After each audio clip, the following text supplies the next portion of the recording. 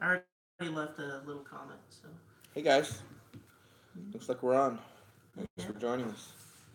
Yeah. Give it a couple, maybe a minute or two to let people file in. But how do I see this on my... On your phone? Oh, here, I'll just share the screen. Do you want to see the comments and stuff?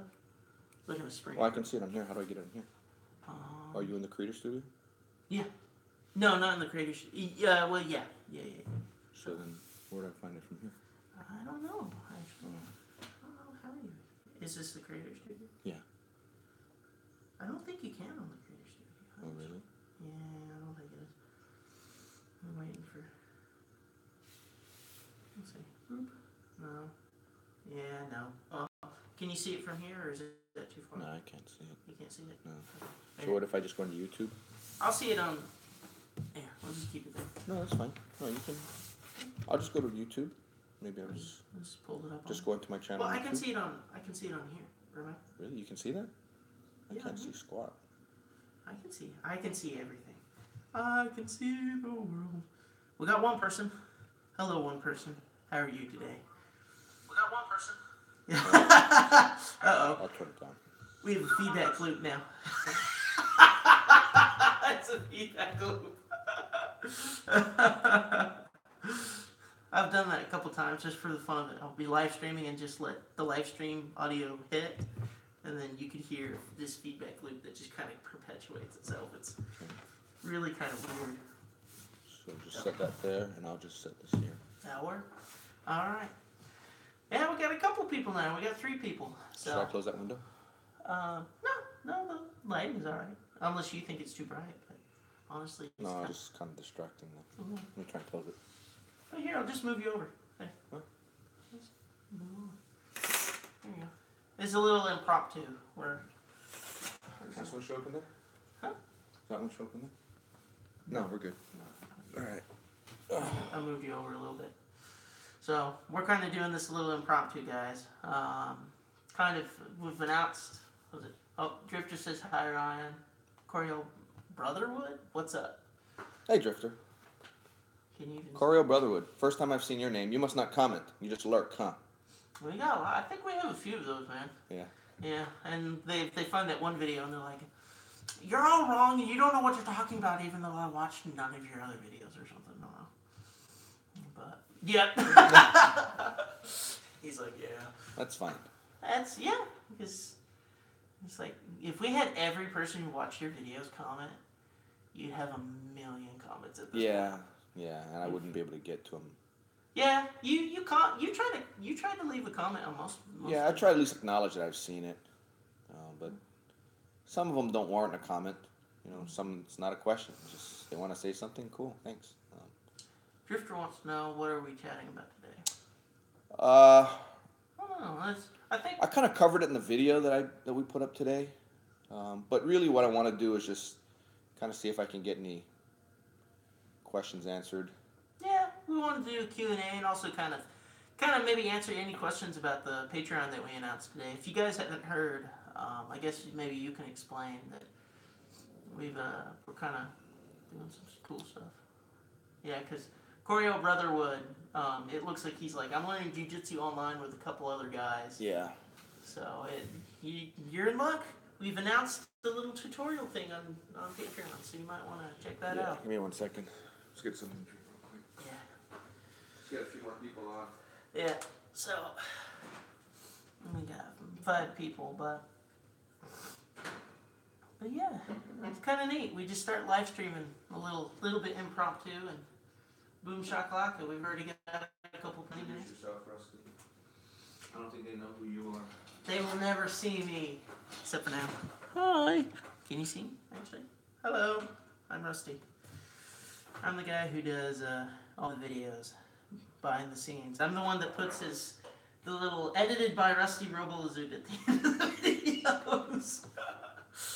Been doing, kind of asking Ryan that. I was like, hey Ryan, can I start doing that? He's like, oh, sure, why not? That's Rusty's thumb? Question mark. Hey Rusty.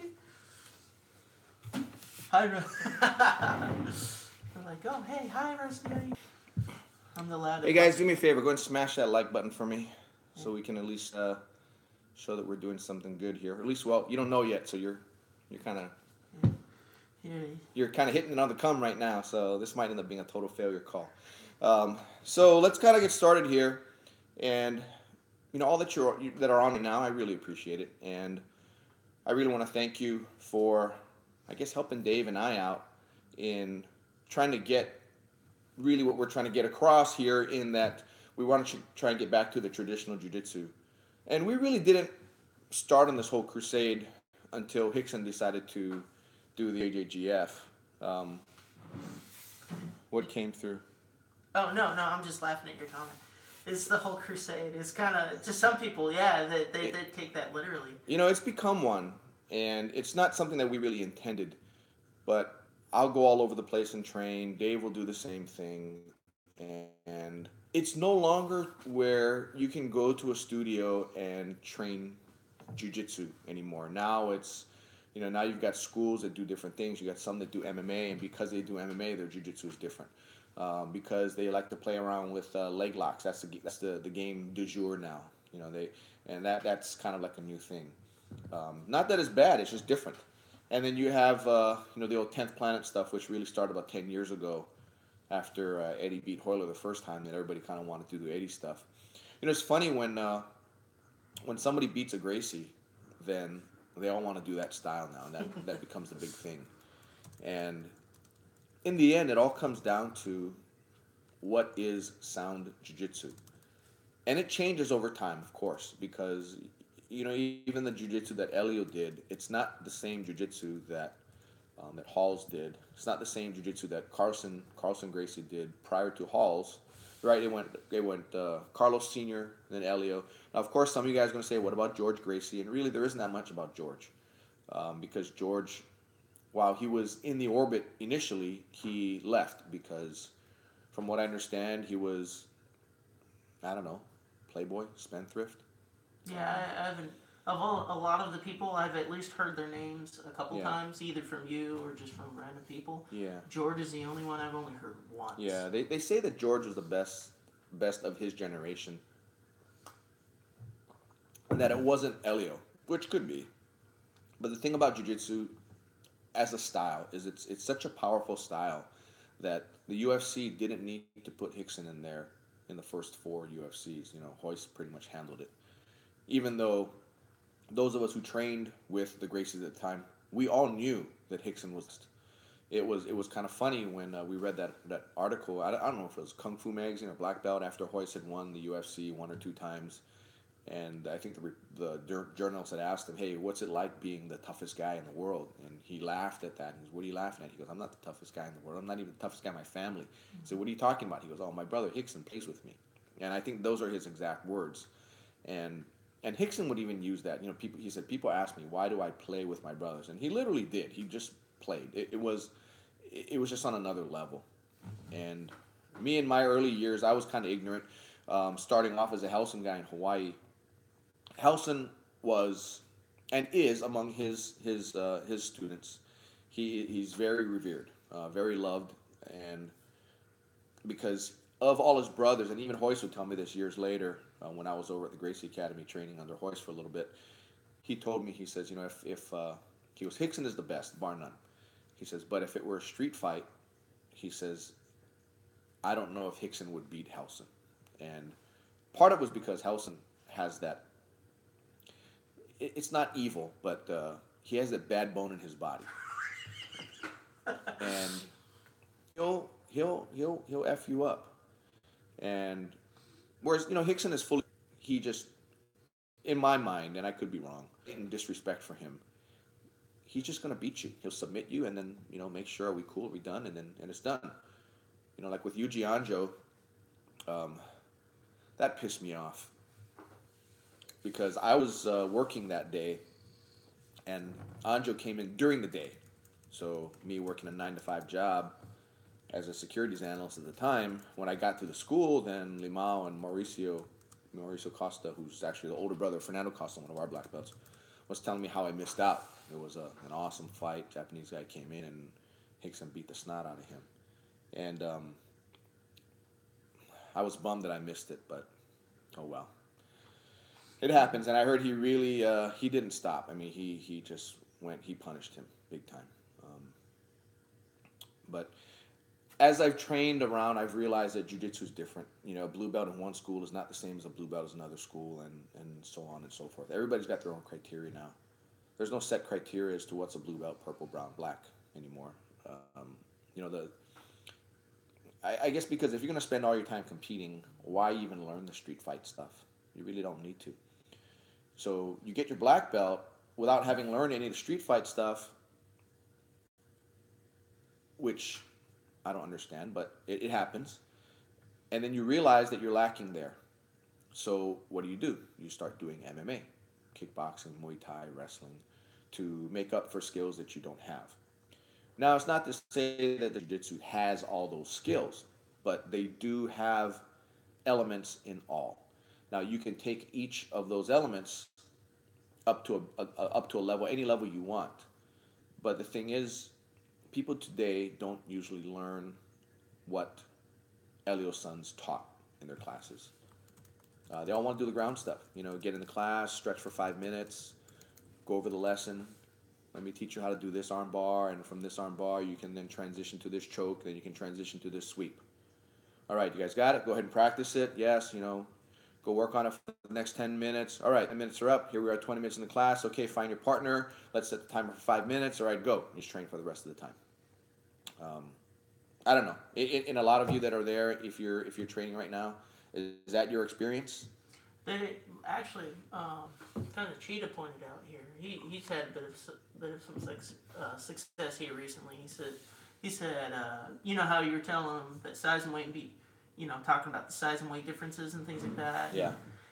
Cheetah's small student in his gym, so he's saying that yesterday was the first night, and so he's progressing. So being able to learn, it seems like beyond just being strong, big and strong MMA guy. Yeah, it's kind of important, and jiu-jitsu seems like it empowers people.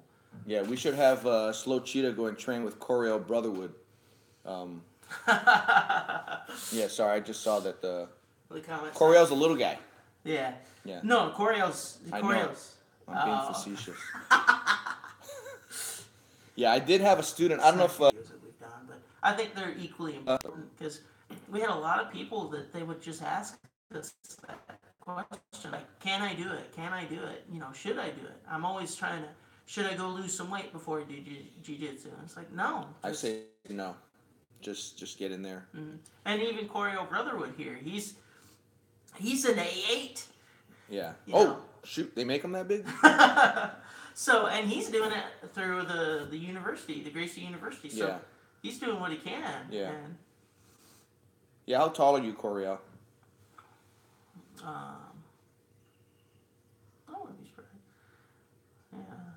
Alan Herrera. Yes, that's the experience here. Sometimes positional sparring is emphasized, not as often. Yeah. Whereas, I'll give you an example. Last class, it's an hour class, so, yeah, on, what was yesterday? Wednesday. Yeah. Yeah, so on Monday, Wednesday, our advanced class is an hour. It goes from 6 to 7 because in 7 to 8 we have our beginner, and then at 8 to 9 we have judo.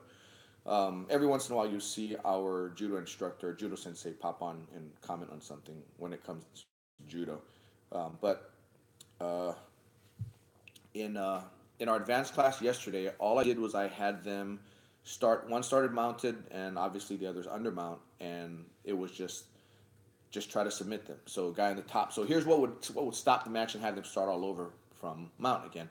If the top guy submitted the bottom guy, or if the bottom guy could put his opponent in guard, or he somehow escaped and ended up in the mounted guy's guard, then we'd stop and we'd do it again. So each of the guys probably did that one drill over the course of most of the hour, maybe 30 to 50 times. So, if all you're doing is just trying to submit a guy from them over 30, 40, 50 times, you'll get a little better understanding of it. And then, I'm there obviously answering any questions, say, hey, Ryan, how come I can't do this part? So that's where we can go over little things. If you put your hip here, or if you put your knee there, that will change things. But you can only do that if you're actively going at it, doing this positional sparring. Conversely, the guy on the bottom would say, how was this guy able to submit me? Now, I have to say that more often than not, the guy on the bottom would get out and the guy on top would not submit them. And it's because these were guys that were about blue belt level. Some of them were very high white belt and a couple of blue belts in there. But the thing is, for us at that point, we go over defense way more than offense at that point in the journey. So by the time you get to blue belt, you've probably spent about 2/3 to 3/4 of your time doing defensive things rather than offense. So it doesn't surprise me, or it shouldn't surprise anybody, that your defense would be much better. That's just the way we like to order things. And once we get to blue belt, then we focus. You already know how to do offense by blue belt, but we focus more on it once we hit the blue belt. So. But Alan Herrera, during live sparring, I tend to allow them out or what have you, so I can work on the escape. I'm sure my partners can take that position, but I tend to leave it very open. Yeah. And it's kind of like Dave. Dave will handicap himself in small ways, so you can try to figure out how to get out of worst case scenarios. Yeah, and like I had a private this morning, and I was just telling him, this gentleman's a high white belt, pretty close to blue belt, and do I believe in training for MMA fights that you should train a lot more no gi and wrestling than gi classes? MMA is a sport, and that being the case, you have to train to the rules. And yeah, Drifter had a point about the rules. He said he wished Vale Tudo rules were MMA. The athletes have evolved, but the sport itself is still WWE. It used to be Vale Tudo rules in the first maybe 4 UFCs. The UFC and the Vale Tudo 2000, I think it was, the one that Hickson was in, maybe 97, can't remember. Those were very close to Vale Tudo rules, except that they were gloves. Were gloves. You just see those old guys, and back then they would wear Speedos and bare knuckle. That's what it was. And now they wear gloves, and so that's a little bit of a change. But the UFC, in order to get bigger, and in order to expand into more states and Colorado ones were, they had to kind of deal with the state legislatures and asswipes like John McCain, who called the UFC a bunch of just human cockfighting. So when you have such a high profile person make a comment such as that, then it really then makes it an uphill battle after that, which is why Jorge and Gracie, just seeing how much money would be needed to take it to the next level, just decided to sell out. And it turned out to be a good thing by selling out, because the Fertitta brothers have deep pockets, and they were able to fund that campaign. But by doing that, they put all these rules in, and now it's different. So MMA rules, so in long answer to your question, training for MMA, wrestling, in gi or no gi classes, yeah, I mean, it's gi, so you don't wear gi in MMA. In fact, you're not even allowed to. I think when Hoist stepped in with Matt Hughes that second time, or first time, he wasn't allowed to wear his gi. And you have to train in the environment that you're going to fight. It doesn't make sense to train gi classes in preparation for an MMA fight. You have to know the rules. You have to know what would get you points and what would not, because you're fighting for points. Same thing with competition jiu-jitsu. The rule book is what you have to train to. If you're going to be prolific in competition, you need to train to the rule book. But the problem with that is, if you train to the rule book, you're now getting away from the traditional aspects of Gracie Jiu-Jitsu, which is, when we teach it, we don't train to any rule book. And there's nothing that I would ever tell my students is, you won't ever hear the term in our school, oh, that's illegal, right? Whereas, I've got some students that go and train at another, they'll drop in at some other schools here and there, and then, not that they do it, but they've seen it happen where somebody would do something unintentionally, and somebody will stop them, oh, you can't do that, it's illegal. Well, what are you going to do if you're in a fight? Yeah. Guy punches you in the face a certain way, you're going to, why'd you do that, you dirty bastard? That's illegal. Can't do that.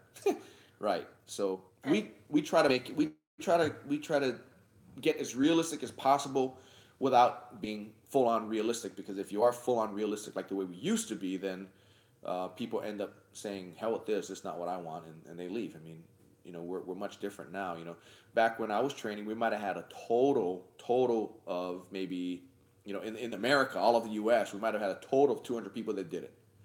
Helson School was probably 30, 40 guys. The Gracie Academy might have had maybe 50 to 100 guys at that time. Yeah. And there really weren't that many more people that did it. So, the people that would keep coming back were the people who wanted to fight. And, you got a charge out of getting punched in the face. Not that you want to get punched in the face, that you wanted to not let it happen again. You wanted to punch your partner in the face, give them back. But whereas now, people don't really want to do that. I got a lot of students who come in who've never fought once in their entire lives. 40 years old, not a single fight in their life. I've never gotten a fight ever. Yeah. Excluding brothers and sisters. Yeah. They don't count. But I've never actually gotten into a formal fight with another person, just because it's most people don't fight anymore unless you get in a bad situation. Yeah. But. Growing up in Hawaii, that was the way you settled things. You fought. You'd go meet after school at some park and you'd fight. And my grandfather would tell me that one of his best friends he ever made, that's how he made his friend, was the first day of his school, he got pissed off, got in an argument with the guy, and the guy, they decided that, let's go to the park. They went to the park, they couldn't beat each other, and they became friends. If you can I'm have looking it at closer it. to you. So, is it Mike Bailey? Yeah. Mike Bailey. How do I think Brian Ortega's going to do against Frankie Edgar? I think he'll do fine.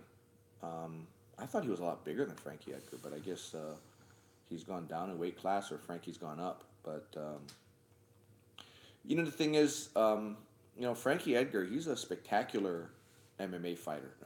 His hands are good. He's hard to take down, and he's very good at taking down people. And in an MMA match, all that counts. If you're able to take people down, and there's no other, it's an even fight at the end of the round, but because you took your guy down, you're going to get points for that, and you get points, you're going to win. It's a 10-point must system, just like boxing. And if you're the guy that took the guy down, you're going to get the 10 points. If the other guy did absolutely nothing, even though you technically didn't beat the guy, I mean. In an event where, like the UFC and like competition jiu-jitsu, where there's a time limit, then they have to have some other way to declare a winner other than a submission or a knockout. Alaska, we throw down. Yeah, there you go. I bet you do, because Alaska's a rough. I love to exaggerate how Texas is like Texas, blah blah blah blah, but Alaska's got us beat in a lot of ways. Well, they. Again, it's just the cold and all that. Whereas I wouldn't put anything past a Texas rancher or a Texas. Oh yeah. Yeah, I mean, he comes out with a shotgun because his kids are. Yeah, well, in Alaska, they run around with guns too. I mean, they got to kill their food, right? Somebody's bear tipping and they have to go out there with 50 calories of it. Whereas in Hawaii, nobody carries any guns. I mean, wow. Yeah, it's illegal. Anybody won't. I have seen a gun pulled at a nightclub. But that's rare. I mean, so that's why it's easy to get into a street fight in Hawaii. Somebody might carry a knife, but I don't.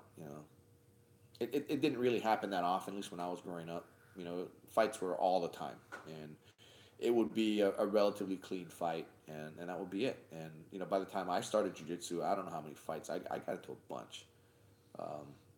Well, you used to say you were kind of aggressive when you were younger. Yeah, I was a little punk. I admit it, and that's really what got me so interested in jiu-jitsu. And when I first, because everybody growing up in Hawaii, we love the martial arts, and especially when you're Asian, everybody does karate, kung fu, judo, taekwondo. We didn't have too much taekwondo back then. I guess maybe because taekwondo kind of came with the Korean. Koreans. Yeah. The Koreans didn't really come to Hawaii until later on. The first Asian wave, I think, was the Chinese and the Japanese, the Filipinos. And I think the Koreans came later, and that's where Taekwondo came in.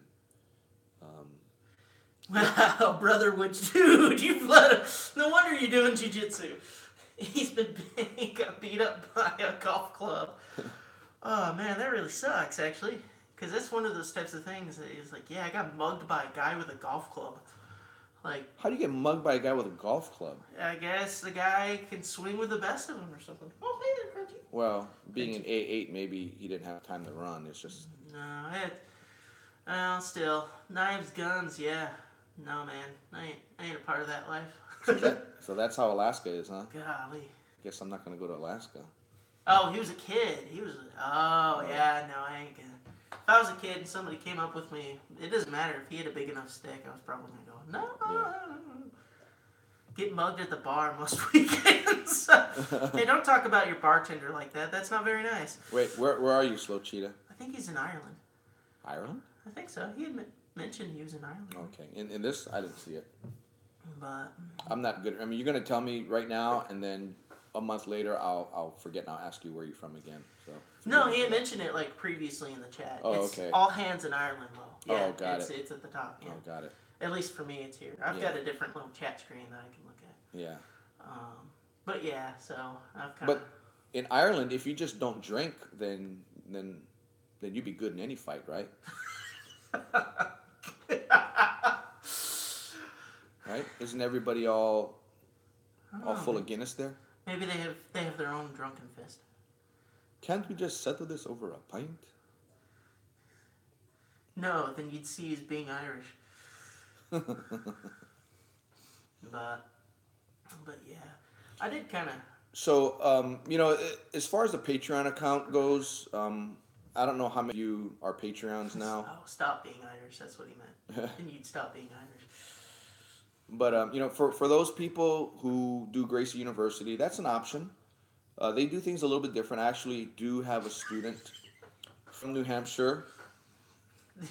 Then people think you have some sort of illness. I have a student who got his white belt with a blue stripe on it. That's that new belt that they, I guess, do before the technical blue belt. This is all new to me, so I'm just trying to figure this out. But I guess they go over only 36 lessons. And I think Drifter's part of a CTC, right? I think 36, not 36 lessons. Okay, so let me back up. The original curriculum to blue belt was 36 lessons, and each of the lessons had about 4 techniques in them. So you're probably talking about 150 different techniques that you would learn and have a command of to blue belt.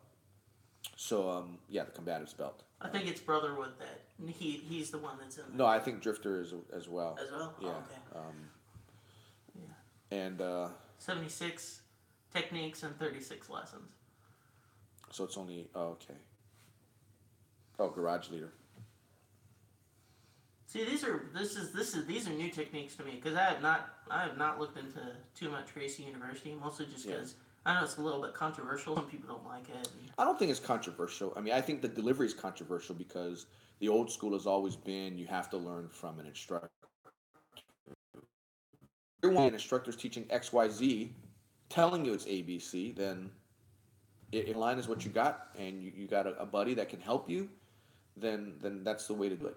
That's the way I would do it. We learn a lot of things through correspondence, and that's really what it is. Mm-hmm. You can read books or you can watch videos. My whole thing is that I'm just not a big fan of the key for good basics, spending more time with knowledge. What do you think? So I can tell you the way Hickson operates, which is the way Dave operates. It's that better to know 10 techniques really half-assed. And that's the way we put together our white to blue curriculum. I mean, it's not 10 techniques. It's probably more like 200 or 300. I mean, there's a lot of stuff in there. We're having trouble not putting stuff into the white to blue curriculum. In fact, Dave and I had a conversation about this. Not this last trip that he came, but the one before that.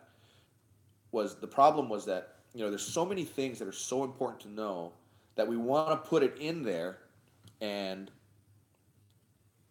if we put it in there, it's going to make the blue belt, white to blue belt, even longer. So, the way we look at it is, give me 1 second. So what we do is we want to, let's say we're just doing individual techniques here. So this is the path that we go from white to blue. But then there'd be some concepts that are so important that we'd say, you know what, we want to make sure that somebody knows it before blue belt. So what do? And it's something that enhances and it makes something that we're already doing better. So let's say this has to do with playing a closed guard, but this has to do with playing a closed connected.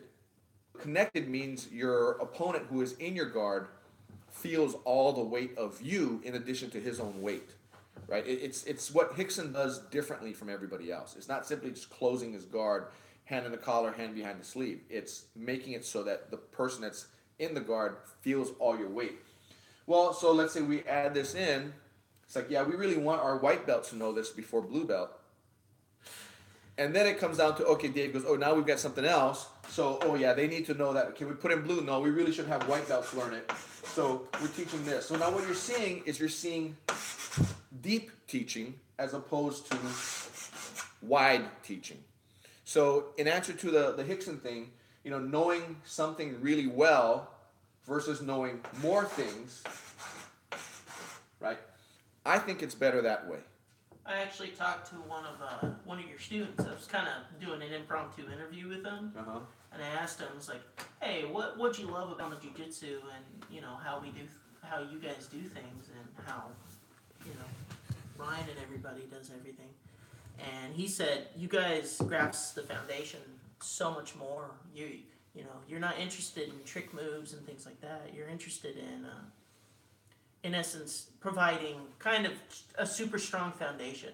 Yeah. That he thinks, to him, to that particular student, he was like, that to me is way more important than just learning moves. He wants to learn them how to do well, and you have such a proficiency with even just the basic stuff that the basics are super strong. Yeah.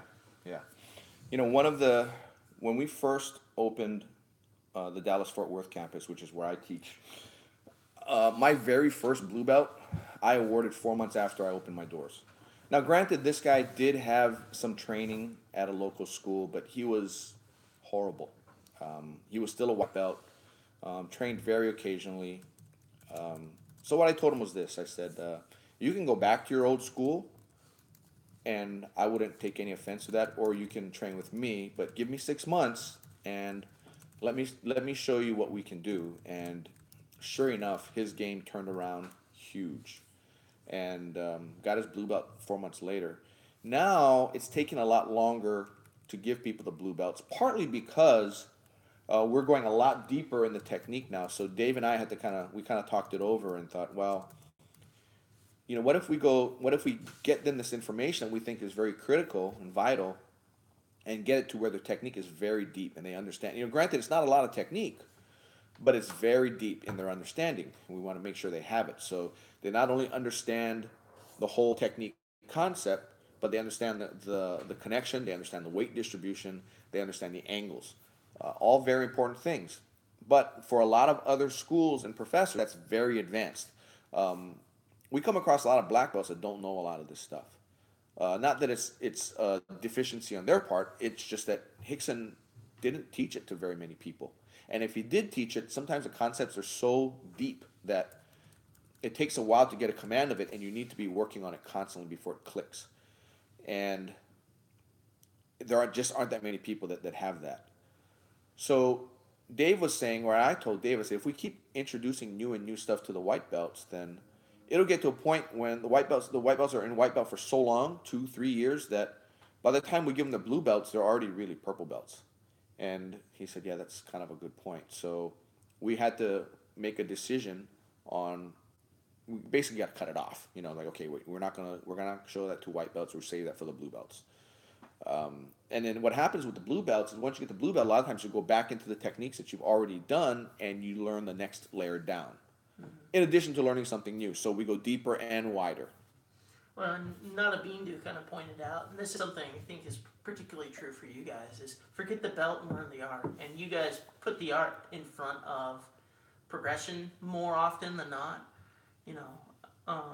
So kind of just from your dialogue, everybody else seems like they have the same kind of the belt doesn't matter, but it does matter to a lot of people. But once you get into the art, nobody seems to care that much about it. It's just a tool to measure your progress, Yeah.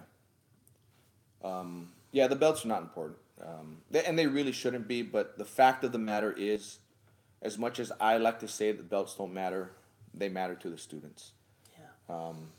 And people, yeah, and you can tell because when people basically want to defend their belt. They say, oh, there's no way I'd go to another school and take off this belt. If I'm wearing a purple belt when I go to the school, if new instructor tells me I'm not a purple belt, I'm going to tell him to go pound sand because I earned this belt. Okay. We've got a video coming up with Zach where he kind of talks about Yeah. his transition, and so kind of stay tuned for that because I haven't edited gotten through editing it all the way, but I'm pretty sure he had just a little bit I was able to read and hear. He has he's a pretty good perspective on how we do things. Yeah. Yeah. Alan went to see Hickson in a seminar.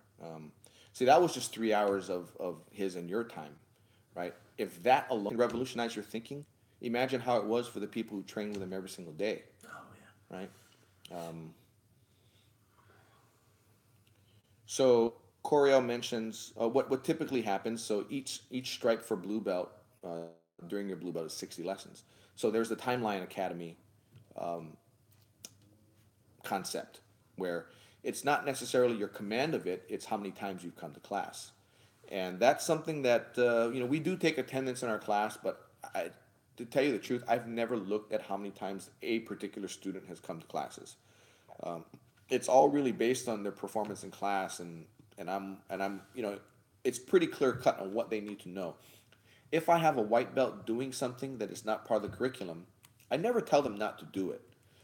If it's something that we do, because maybe pick up from a blue belt, I'll just let them know that, hey, it's good that you know that, and I'm not saying to forget it, but it's not what you're responsible for right now. This isn't what I'm expecting out of you, and it's good to know it, but I wouldn't spend too much time on it because there are other stuff that you need to know first. But if you get a command of all the curriculum during blue belt and you get it done in 3 months, why would I not give you your purple belt, right? I don't believe in that thing that you need to be in the belt for 2, 3, 4 years before you can be considered to get the next rank. Now, 2, 3, 4 months, has it happened from blue to purple? No. Is it likely to happen? No. But if it did happen, I'm not close to the idea. I'm not going to say, well, you didn't come to 60 classes, so you're not going to get your stripe.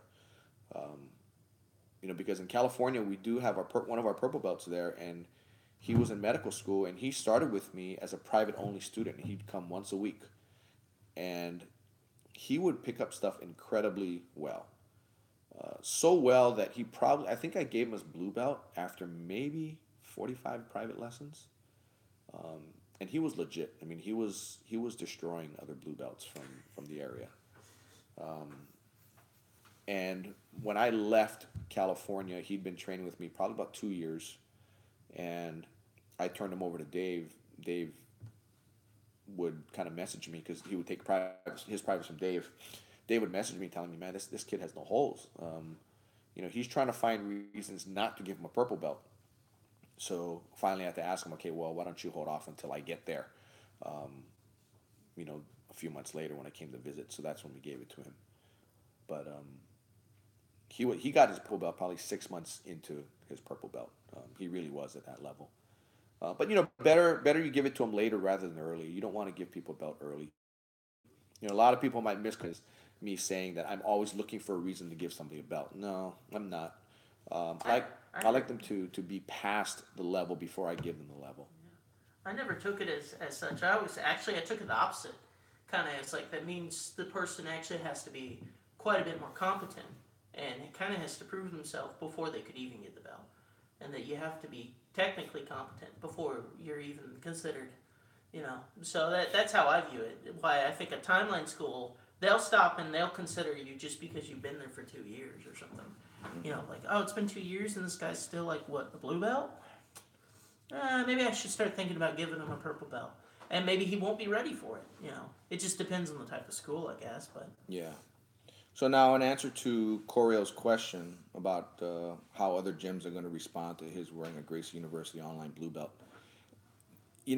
at first, I can tell you that almost every gym will probably, in the back of their mind, think, right? But outwardly, they won't say anything.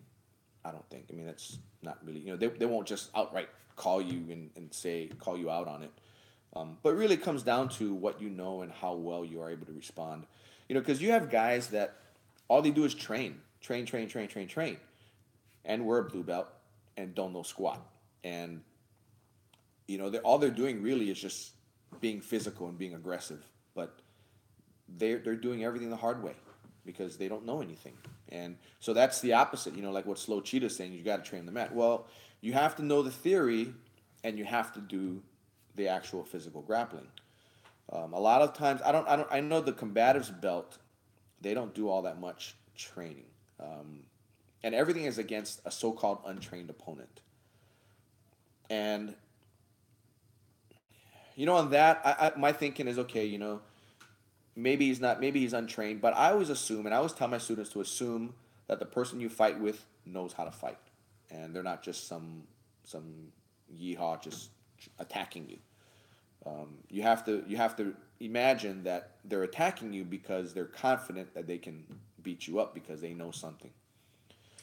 If somebody's attacking you out of the blue and they're trying to rob you or something, they're usually cowards. You know, they think they have an advantage, and once they don't have that advantage anymore, they run. Yeah. They're so if you're in a street fight, unless it's like this person's so violently angry to kill you, if they're just trying to rob you and you're defending yourself, the minute you become a problem, they run. They'll just run. That's how self-defense works.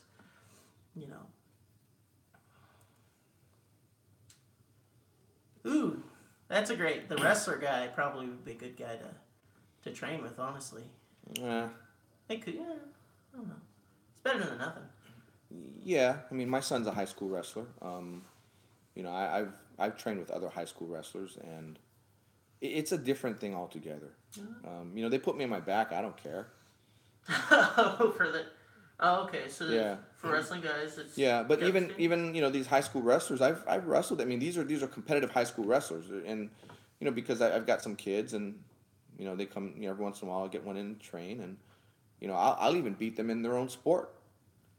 I don't know how to wrestle, but I know how to not get taken down. Or I know how to base. I know how to, put my pressure on them so that if they do take me down, I'm already in transition, moving somewhere. My battery's getting low. Oh, is it? Well, here, I can just flip this around. Like I said, I can still see the question. Yeah. But, the thing is, you train with, make sure you teach, you teach your buddies, you're on Gracie University. Teach them what you're doing and teach them to beat you. So that means you need to get better at what you're doing. But training against a trained opponent is a different dynamic than training with somebody who's untrained. They're both valuable, but you might want to do both. And another thing, an untrained person will do something that you don't expect a lot of times if you don't train with untrained people enough.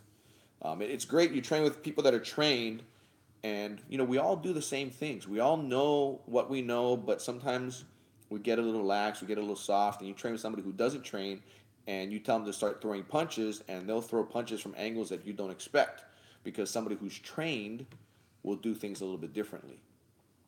And so having that unexpected punch come or headbutt or something will kind of help you along. Yeah. Maybe let's see, maybe kind of change topic here. Does anybody have any questions for the Patreon we set up? I know it kind of we kind of came a little bit out of nowhere, but yeah, we're trying to fill that need that a lot of guys have, especially since you get questions on a almost daily basis from people out of the blue asking, "Do you have a school in my location?" Yeah. Yeah. The thing is. Oh, that's a good point. Brotherwood wants an overview of how the Patreon stuff is going to work. I don't know. You'd probably know better about that. Okay. I can show it if you want. You get to actually see me in person. Okay. Do you want to? Well, here we got wipe. Hold on. I'll get it. You'll get it. Okay. He's gonna get it. So, you gotta understand, guys. I'm the person who runs a lot of the I'm gonna do this. Hello, I'm Russell. We'll do this. Oh, there we go. There we go. Maybe let it dry a little bit. I'm the guy that actually runs a lot of the internet stuff. Ryan is the one who does the techniques. He does a lot of the learning. He does a lot of the teaching. And so he relies upon me to really kind of connect with you guys. So, yeah, so that's kind of why Ryan's like, you would know more about the Patreon, because I'm the one that really helps him out. So, now where are you going? Probably can charge your phone. So, what we're gonna do? Ooh, I can't do pee without me. Push hard, by the way, so we can see it. Okay. So, we've set up a Patreon. Ryan wanted to be able to create tutorial videos that he can put up for a lot of his students, and it kind of evolved where everybody here has the chance to be able to have the chance to use that as a means for themselves, especially for people like Brotherwood there, who he doesn't have access to really much else in the area, so he's got to learn. So this was a way for us to be able to provide for people who want to learn the way that we do things here at Kama Jiu-Jitsu, how Ryan and Dave teach, and without having to, actually be in a physical location. So we decided to set it up as a Patreon because, unfortunately, a lot of this stuff, Ryan pays me kind of out of pocket. So he pays for me to do all of the videos and all of the marketing and things like that. And Patreon's one of those too. So he has to, it takes a lot of effort to be able to make those types of things. I've spent the last week just actually editing tutorial videos to prepare for Patreon. But for those who just like are kind of more philosophical videos and things like that, we haven't neglected you guys, because I understand that maybe you're not necessarily into the self-defense or some of the techniques of Kama Jiu-Jitsu, but you do like the philosophy and you still want to help us. So we have some things set up. So we've got, they're kind of ranged by the belt tiers. So how, each tier is kind of like its own little belt. So we've got white, blue, let's see, after blue, push harder, purple, brown, black, and red. So one white is $1, blue is $5, purple is 15, brown is 20, but it will go up to 30 in the future, so you want to jump on the brown while you have the chance, because that's actually where the tutorials are going to be.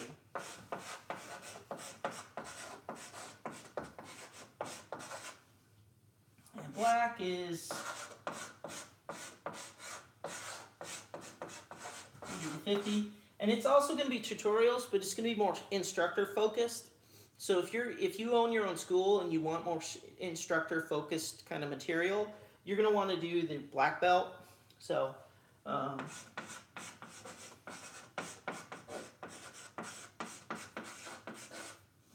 then red is more just if you need a private, and it's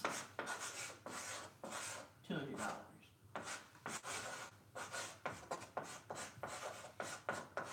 Now some of these, like the black and red, are limited to a select few people, and they'll always be limited because just the amount of time to be able to spend with individuals to be able to teach them, there's only so much time that Dave and Ryan, especially Ryan, can be able to provide for you guys. So that's kind of how it stands right now. Now purple, we're going to do some streams. Kind of like this one here, where you can be able to kind of talk to us, get some questions answered, support, be able to support us. But you get a little bit more out of it, and you can be able to help us, keep the channel growing. And $5 is just YouTube people.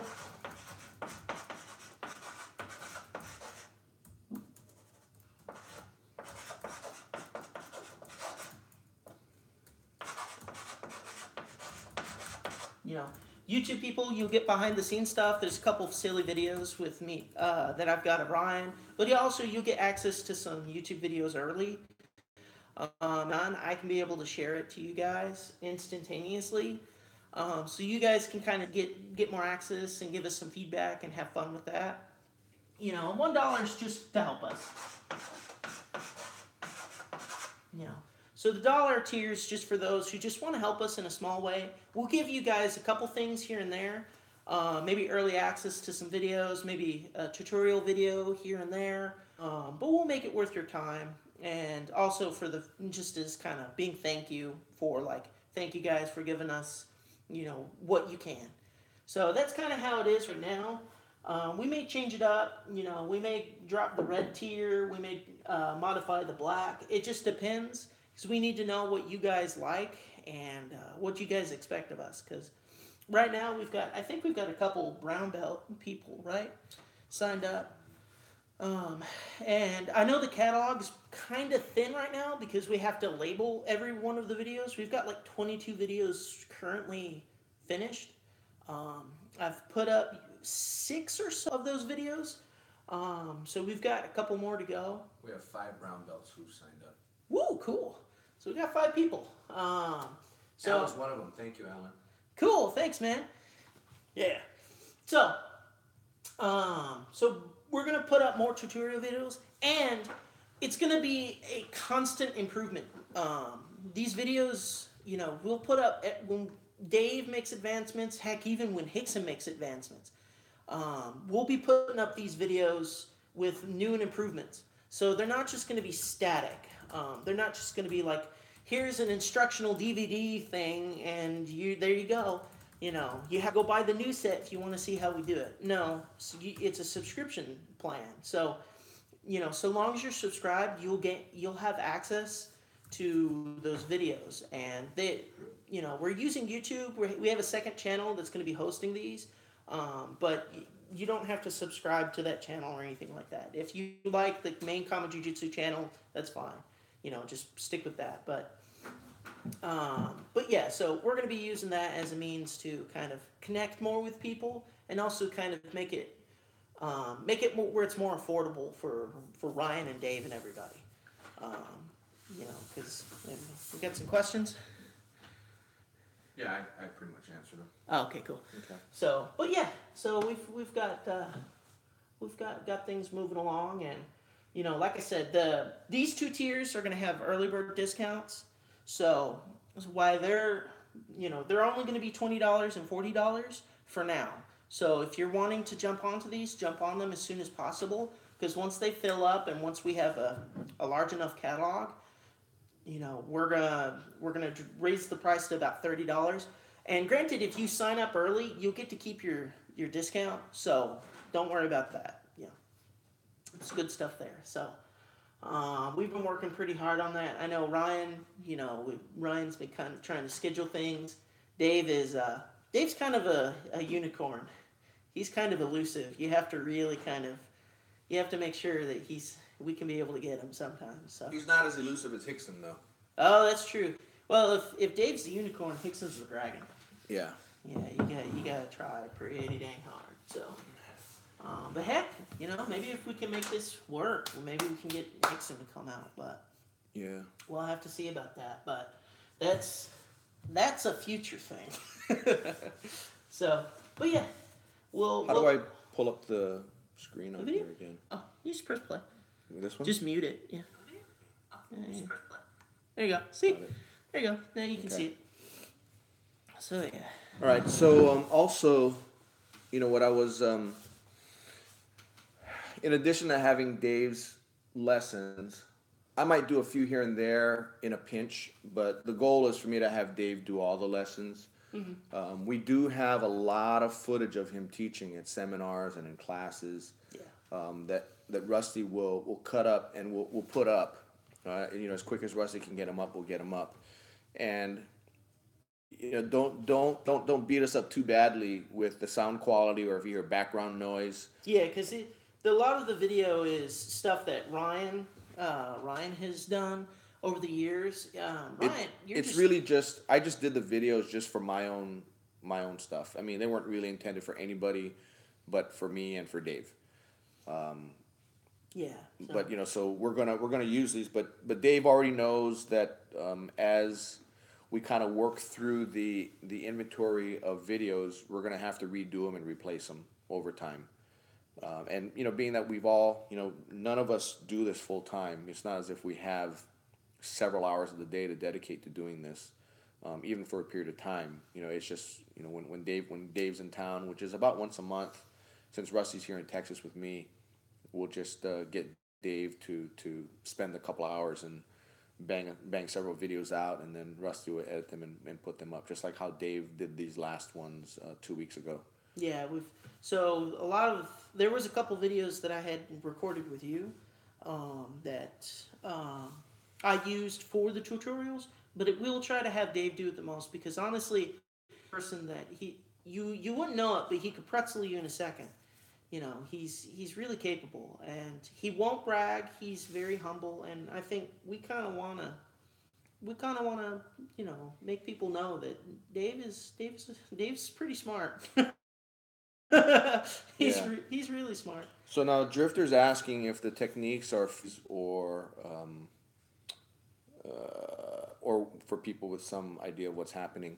Now here's the thing. The self-defense techniques that, especially in the first group that Dave's gone over, are pretty typical.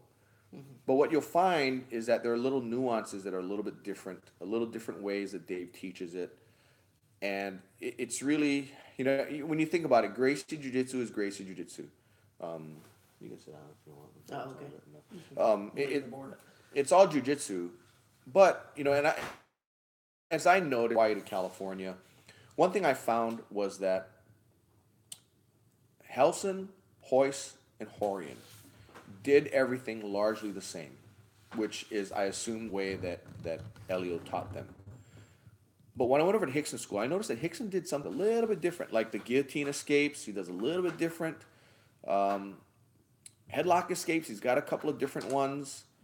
The base, when somebody comes from behind you with a choke and you base and you throw, he does it different. In fact, I think we put the video up of Dave teaching it the way Hickson does it. And so if it's for newbies, yes, it is. That's stuff that we teach.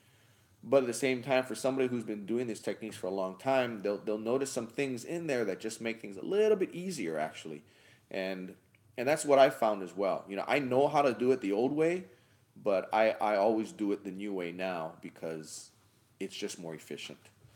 And what I found is that if there's something that I always did that Dave does a little bit different, I'm going to do it a little bit different. I was just looking for a clock. I'm just trying. Right there, behind you.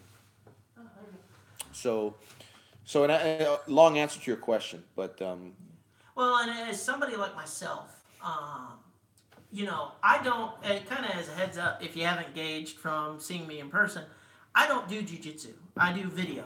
That's my major focus right now, But I made you do a class the day you That's true. Yeah. Yeah, the day he started videotaping us, I told him you have to do a class. Otherwise, you won't understand it. Yeah, and to be honest, I still learn a lot just being kind of on the sidelines here. And just editing those videos, in the beginning, you'd be like kind of unassuming, like, oh, okay, so that's, all right, so that's how it is. Oh, wow. And then because you're like, oh, it's that simple, and you'll stop and go kind of like, what are you doing? Just making faces and oogling the camera. The funny thing is that there's somebody who put a comment on, I think it was last week, either earlier this week or last week. It was funny as hell, but I had to delete it because he used the mother effer word in there. But it was something like, who is this ugly ass mother effer? He looks like a Jap pit bull. I guess that's me. Do I look like a Jap pit bull to you? Oh no, we can bring Crunchy in. Yeah. But I just thought it was funny, getting called a name and all that, and I don't know if the guy was just being funny or he just really. He just thought you're ugly. Which I'm not a handsome guy and whatever. But I thought if he was trying to insult me, I thought it was funny. On the other hand, just got a text in from Jack Toffer. What's he saying? I don't know. I mean, it's a YouTube clip, so I'd like to click Jet it. Pitbull. Yeah. That's Ryan. Growing up in Hawaii, that word Jap would get you beaten up. Yeah, because honestly, I never really, I thought you more of like a Hawaiian guy. I didn't No, know. I look more Asian. I'm only like 20% Hawaiian. But then when I moved to California, then it was, growing up, Asians in Hawaii are called Orientals. And when I moved to California, Oriental apparently is an insult. It's a fighting word. I don't know. Lol, Rusty get mad. Yeah. But I've got a camera in my hand. How can I do that? Yeah, he's on the mat, but yeah, it was Camera his right here. idea. It was his idea to do the GoPro on my head while I was training with one of our guys. I kind of want, I wish I had more of a chance when I had something come up where I wasn't able to spend as much time for Dave, and Dave was super busy too. You guys were, when Dave was in town, Dave was doing a whole bunch of stuff, so I kind of wish I had strapped a GoPro to Ryan's head again and had him roll with Dave and see who would win. Probably Dave, but I was like, that would just be so cool to see you guys kind of go at it for a little bit, but I don't know. Yeah. But, oh well. Chances, they're I'm lucky I get to train with Dave pretty much whenever I want. Yeah. And that's one thing. He's always been very accessible, and it's helped me a lot because, I didn't see Dave for a number of years, maybe 15 years, from the time we were both at Hickson's to the time I joined Kama Jiu-Jitsu. But, Dave's the best thing's ever happened to my jiu-jitsu other than being introduced to it years and years ago. Mm-hmm. They want me to roll more. Yeah, you should. You should. Everybody's like, the students and everybody. It's like, you should start doing it. You should do it, Rusty. Asian gangs are older than the whole continent of Europe and Western civilization. Are you saying that we've been degenerates longer than Europeans? I'll subscribe. Yeah, if any of you are in Southern California, you need to stop by our Irvine campus on Thursday evenings when Dave teaches. It's a different thing. The jiu-jitsu that Hickson does. And if you can, unfortunately Hickson doesn't teach over at Crohn's anymore. Sorry, they keep saying silly things about me. Yeah. Rusty rolling. Yeah, let's do that. I'll strap a GoPro to my head, and then I'll roll against you, and we get to see how quickly you can just demolish me. Yeah. All right, so can I, if there's any other question, like I said, I wanted to do this stream just to thank you guys for helping the channel out and subscribing and watching and turning it into something that we never expected. I was happy when I saw 1,000 subscribers, and I thought 2,500 was gonna be something really good if it ever happened. And it hit, and I said, yeah, let's see what happened with 5,000 hits. And I thought it would be maybe a couple of years later, and all in less than a year, we're up at 5,000, and it's really thanks to you guys, and we really appreciate it. I guess to give a little bit of a timeline here, you had me start helping you out with marketing and whatnot in June, and about the end of May and June, and started, and I think that's kind of when we started going YouTube, because you kind of like posting up videos, and I like YouTube stuff, and I wanted to spend more time on it, and we thought of it as a great opportunity as a marketing, but also to kind of help your students with like kind of philosophical stuff outside of the class. So we decided to do that, and about near the end of June, you had the belt video pop. Yeah. And that's when the belt video was like, oh wait, we can make popular stuff. We can make good videos that people will watch. What? Yeah, I can't believe you got 140,000 views on that piece of crap video. Yeah. And it's just because, and that video had been out for a while, but you had just turned off some settings. So the video just wasn't doing as well as it could. And the minute I changed the settings to be a bit better, boom, the video did immensely. And then we started doing some history videos. And people love, if you put Gracie in the title of your video, you're going to do really well. But, we're trying to give some history and whatnot. They're all the Mexican. Oh, that's the Mexican judo. You don't know who you messing with, homies. Oh, Holmes. Okay, I get it. No, I guess it was a Master Ken kind of thing. Oh. Funny story about that. Not Master Ken himself, but there really is a Master Ken, Ken Gabrielson, who's number 2 on the Dirty Dozen list. Yeah, and then I trained at a school for a little while in the mid to late '90s. After I left Hickson School, I went to Ken's. But yeah, it's he's a coral belt now, seventh degree now, and yeah, I call him. I have to call him Master Kenny because if I say Master Ken, I want to laugh. Yeah. Because Master Ken just cracks me up. Even some of my friends who know, they know I work with Ryan and everything. They'll send me Master Ken videos. Like one of them said, he sent me a thing saying how like Master Ken was like the Gracies are stupid video or whatever. Gracie Jiu-Jitsu is bullshit. Yeah, and it's kind of like he was trying to rile me up because he's like, you keep talking about Ryan and whatnot, and Gracie Jiu-Jitsu. He's like, Gracie Jiu-Jitsu? Have you ever heard of Gracie Jiu-Jitsu? I'm like, yes, Russell, we've heard of Gracie Jiu-Jitsu. Yeah. So, but. All right, so if you want to see instructional stuff, they're going to be on the Patreon page. Also, we'll go into more at the black belt level, which is more the instructor stuff. People ask, what's our what's the ladder? What order do we do things in? Because we are a big proponent of learning things in order. That'll be on there. Stuff that I go over with our junior instructors. Because not only teaching, just because you get a black belt doesn't mean you can teach. And I've seen junior instructors here that teach a concept way better than I've seen black belts. And it's not because the black belts are no good. It's just they just weren't trained to teach. They were trained to fight. And, doing one thing is not the same as doing something else. And to me, teaching is learning something else. And, if you just, the example I used earlier was you think of NFL football coaches, right? John Gruden never played a day in his life.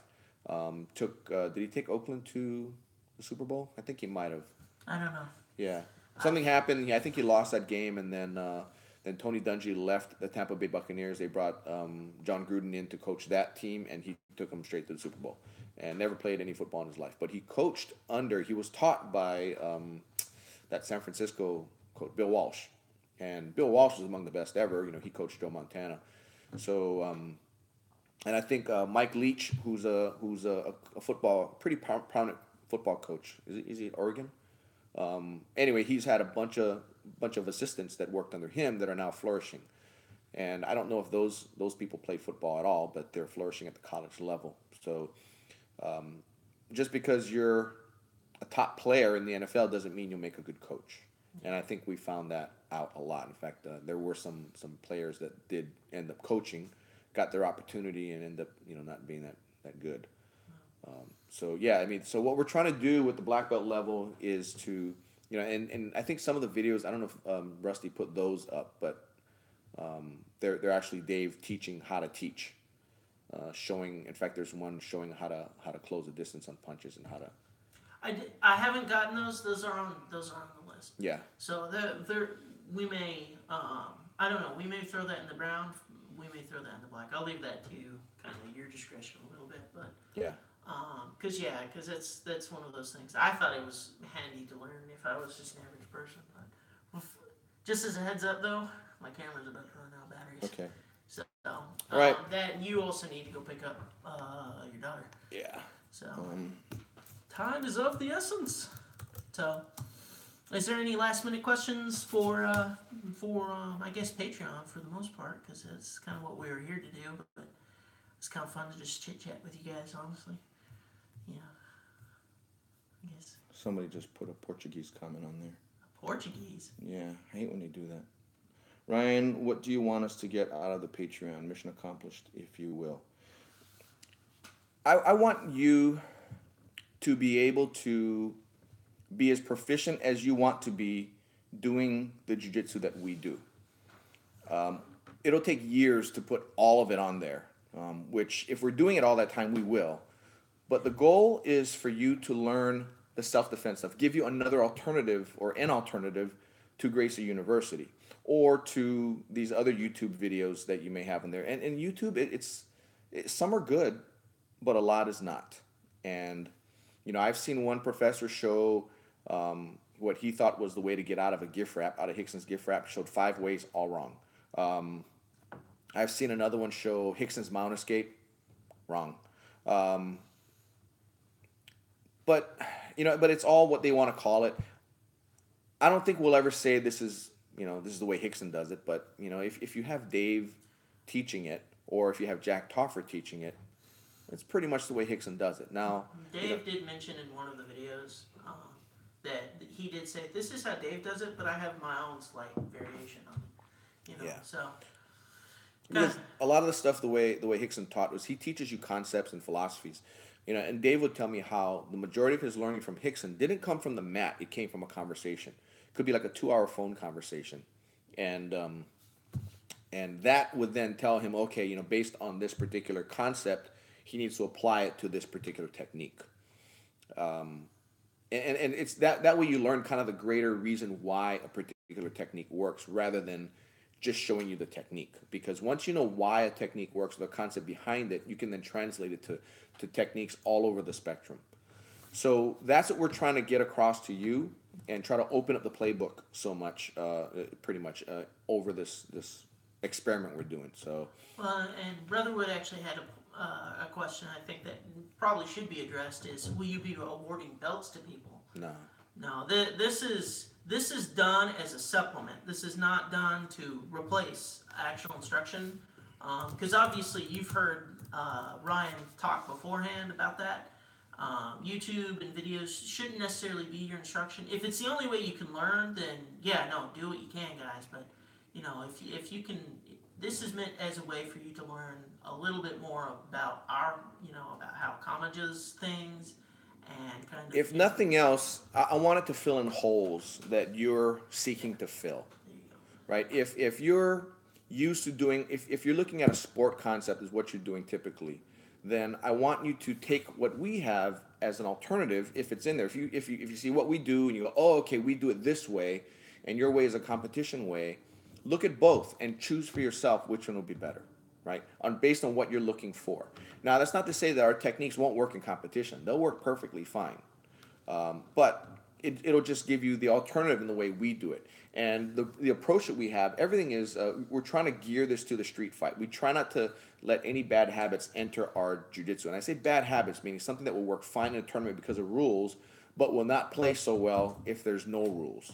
So with us, it's always, will this work in a fight? If it will, we'll use it. If it won't work in a fight, then we'll just discard it. Yeah. So that's how it is. So we're not allowed to practice. Women in jiu-jitsu that is like the untapped thing. Yes and no. Women don't tend to like to train.